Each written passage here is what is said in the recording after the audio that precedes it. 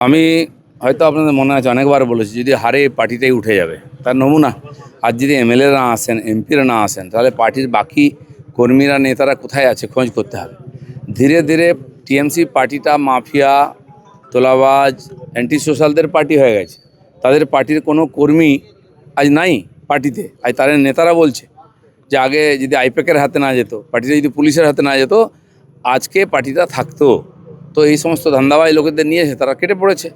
পুরনো কর্মীরা আগের থেকেই বলতো যে আমাদের কেউ পড়ছে না, এখন তো তাদের নামই নেই, নিশান নেই, কোনো খোঁজই নেই। মমতা বন্দ্যোপাধ্যায় তৃণমূল কংগ্রেসের সুপ্রিমো, তিনি ৮০ জন বিধায়ককে নিয়ে নিজের বাড়িতে একটা বৈঠক ডাকলেন। এই ৮০ জন বিধায়কের মধ্যে পৌঁছলেন মাত্র ১৯ জন। পরিস্থিতি এমন দাঁড়ালো উনি মিটিংটাই ক্যান্সেল করে দিলেন। আমি হয়তো আপনাদের মনে আছে অনেকবার বলেছি, যদি হারে পার্টিটাই উঠে যাবে তার নমুনা।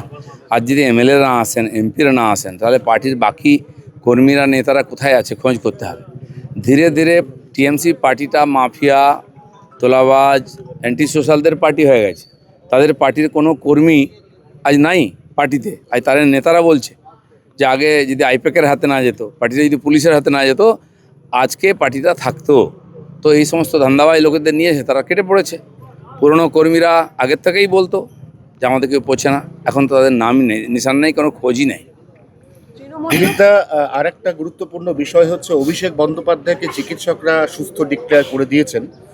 দল, বিশেষ করে তার পিসি, তিনি বারবার বলছেন অভিষেক বড্ড অসুস্থ। এই অবস্থায় আজকে ভবানী 12টার সময় ওর হাজিরার টাইম ছিল, ওটাকে অ্যাভয়েড করবে বলে মনে হয়? দেখুন, এগুলো তো চালাকি পুলিশের হাত থেকে বাঁচার জন্য অনেকেই করছেন। এখন কার টাকে ইঁট পড়ছে, কার গায়ে ইঁট পড়ছে, মাথায় আলতা লাগিয়ে ঘুরে বেড়াচ্ছে, মাথা ফাটিয়ে দিয়েছে। এই করে বাঁচতে পারবেন না। হিরো হওয়ার চেষ্টা করছেন, পাবলিক দেখে হাসছে। আমি বলছি যে ভুল হসপিটালে নিয়ে যাচ্ছেন। সমস্যাটা মানসিক, তাকে শারীরিক রোগ দেখানো হচ্ছে। মানসিক হসপিটালে যাওয়া উচিত। আগে তো মমতা ব্যানার্জিকে যাওয়া উচিত, কারণ তিনি বলছেন এখনও উনি হারেননি। তো মানসিক হসপিটালে যান, সুস্থ থাকবেন, ভালো থাকবেন। এরম করে সিবিআই, এনআইএ বা সিআইডির হাত থেকে বাঁচতে পারবেন না নাটক করে। কল্যাণ বন্দ্যোপাধ্যায় ১ ঘন্টা চেষ্টা করলেন, কিন্তু রক্ত দেখাতে পারলেন না। রুমালটাকে ভেজালেন বরফে বারবার, কিন্তু এখনো পর্যন্ত যতগুলো ভিডিও, তাতে লাল কিছু আমরা দেখি। ওনার ড্রামা আমরা রাস্তা থেকে পার্লামেন্ট অবধি সব জায়গায় দেখেছি। এমন একটি লোক, এত বছরের পলিটিশিয়ান, এমএলএ, এমপি, এতবারের এত সিনিয়র অ্যাডভোকেট, তার ব্যবহার তার পার্টির মধ্যেই কমপ্লেনের যোগ্য। কাকলি ঘোষ দস্তিরা তার বিরুদ্ধে কমপ্লেন করেছে, মহামৈত্র তার বিরুদ্ধে কমপ্লেন, বারবার তাকে প্রেসের সামনে বলতে হচ্ছে। পার্টি তাকে সেফগার্ড করে রেখেছে। এই ধরনের লোকগুলো খালি মানে আইনের যোগ্য এমপি থেকে সরানো উচিত, সমাজে একঘরে করা উচিত। আমি বলেছি টিএমসির নেতারা মনে করুন এখনও লকডাউন চলছে, যেমন হয়েছিল করোনার সময়, আমরা বাড়ি থেকে বেরোইনি। আপনাদের জন্য কয়েক মাসের লকডাউন, বাড়িতে থাকুন, সুস্থ থাকুন, চুপচাপ থাকুন, নাহলে পাবলিককে কে ঠেকাবে? আপনারা জানেন পাবলিকের মার দুনিয়ার বার। যেন পাবলিকের যে রাগ আছে, রোষ আছে, ওটা ঠান্ডা হতে দিন। এত তাড়াহুড়ো করার কিছু নেই, অনেক বছর দাপিয়ে বেরিয়েছেন, শান্ত থাকুন না। আজকে মন্ত্রিসভার পূর্ণাঙ্গ গঠন, বেশ কিছু নতুন এবং বেশ কিছু অভিজ্ঞ মুখ, তারা একই সঙ্গে আজকে বিভিন্ন গুরুত্বপূর্ণ দপ্তর পেতে চলেছেন।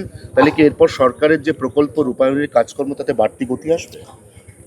বেশিরভাগ প্রকল্প এই মাস থেকে শুরু হয়ে যাচ্ছে, জুন থেকেই ধীরে ধীরে শুরু হবে। যেগুলো খুবই জনহিতকর প্রকল্প আছে, এই যে ৩,০০০ টাকা অন্নপূর্ণা যোজনা, বা যুবকদের জন্য ভাতা, বা ১২৫ দিনের জিরামজির কাজ, জনকল্যাণমূলক কাজ যেগুলো বন্ধ ছিল তার ফান্ডও আসছে, এবং যথাসময়ে কাজ শুরু হবে। কিন্তু সমস্ত লিস্ট রিভিউ হবে।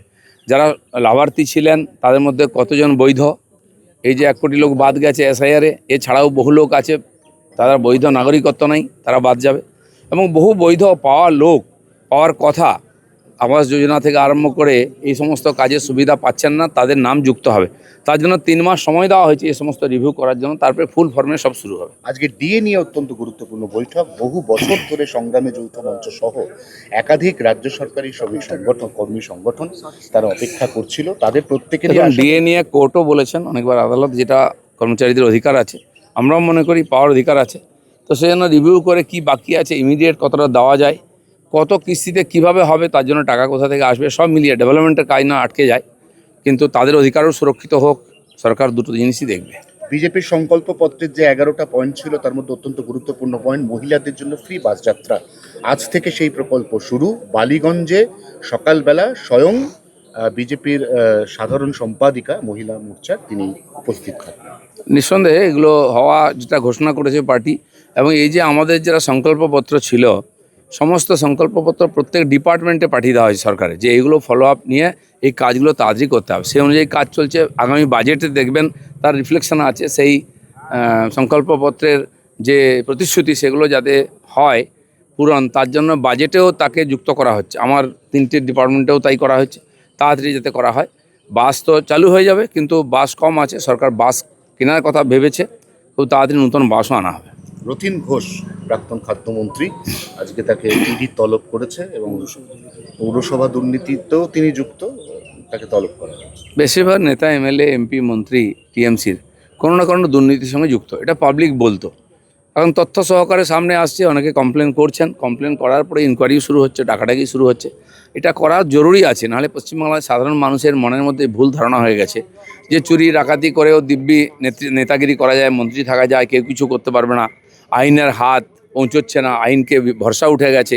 এগুলো ফিরিয়ে আনার জন্য এই ধরনের অ্যাক্টিভিটি প্রশাসনকে করতে হবে। দাদা, শেষ প্রশ্ন, আজ থেকে গরমের ছুটির পরে খুলছে স্কুল, বন্দে মাতরম দিয়েই আজকে মাদ্রাসা সহ সমস্ত সরকারি অনুদানপ্রাপ্ত স্কুল তারা ক্লাস শুরু। নিঃসন্দেহে এটা খুব গুরুত্বপূর্ণ স্টেপ, যে বন্দে মাতরম এই পশ্চিমবাংলায় লেখা হয়েছে, সারা ভারতবর্ষ বন্দে মাতরম গাইছে।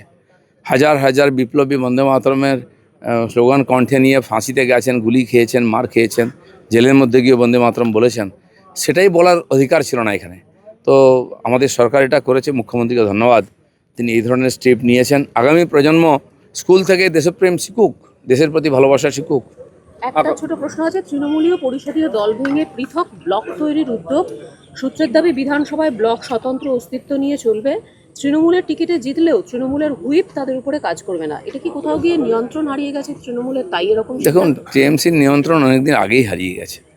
আপনারা জানতেন অভিষেক ব্যানার্জি ছিলেন যুবা বলে একটি সংগঠনের প্রধান, আবার যুবা মোর্চা আলাদা ছিল। এই ধরনের করে দলের মধ্যে কিছু লোককে বিশেষ সুবিধা অধিকার দেওয়া হতো, সেই করতে করতে পার্টিটা এই অবস্থা। যাই করুন, পার্টি না থাকলে তার এই বিভাজনের কী মানে হয়? দাদা, আগামীকাল মমতা বন্দ্যোপাধ্যায় বিক্ষোভে নামছেন ভোট পরবর্তী হিংসার দাবি প্রতিবাদ করে ধর্মতলায়। একজন এমপি বিক্ষোভ দেখাতে কি দুরবস্থায় পড়েছেন, কল্যাণ ব্যানার্জির কাছ থেকে শিখে নিন। আমি বলছি কিছুদিন শান্তিতে থাকুন না, অভ্যেসটা পাল্টান। এই বিক্ষোভ করলেন 15 বছর মুখ্যমন্ত্রী থেকেও, তার আগেও, এখনও তাই করবেন। আরে কখনো হয় কাজ করুন, নাহলে কাজ করতে দিন। আপনি কি তাহলে কালকে মমতা বন্দ্যোপাধ্যায়কে পথে না নামার পরামর্শ দিচ্ছেন? আমি তাই বলছি, ওনার স্বাস্থ্যের পক্ষেও ভালো, আর সাধারণ জনতারও অসুবিধা হবে না। একদিন তো অসুবিধাই করেছেন, একটু মানুষকে শান্তিতে চলাফেরা করতে দিন। আমি হয়তো আপনাদের মনে আছে অনেকবার বলেছি, যদি হারে পার্টিটাই উঠে যাবে, তার নমুনা। আর যদি এমএলএরা না আসেন, এমপিরা না আসেন, তাহলে পার্টির বাকি